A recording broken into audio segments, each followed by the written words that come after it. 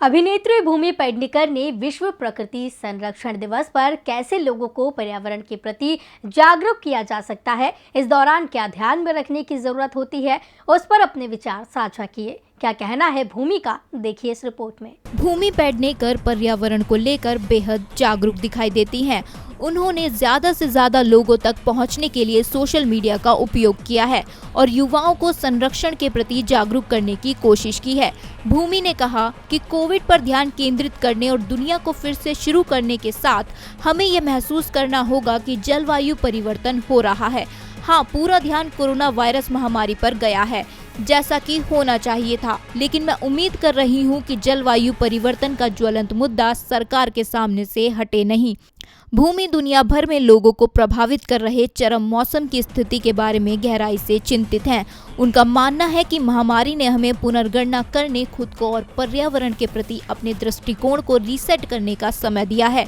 हमारे आसपास क्या हो रहा है, इस पर हमें ध्यान देना चाहिए। भले ही प्रकृति को कुछ समय मिला हो, लेकिन आने वाला खतरा अभी टला नहीं है। अभी भी जंगल की आग, अचानक बाढ़, पोलर कैप्स हमारे चारों ओर पिघलते हुए दिख रहे हैं। जलवायु परिवर्तन को गंभीरता से लेने की जरूरत है। भूमि ने कहा कि हमने इसे भारी नतीजों के स्तर तक तेज कर दिया है और कोई रोक नहीं लगाई है।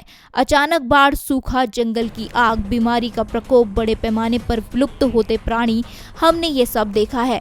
इस वैश्विक संकट के प्रति हमारे बुनियादी व्यवहार को बदलने की जरूरत है।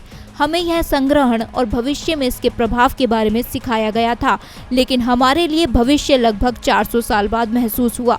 लेकिन यह सच नहीं है, यह अभी भी है। प्रभावी और टिकाऊ संसाधन निश्चित रूप से हमारे लिए गेम चेंजर होंगे।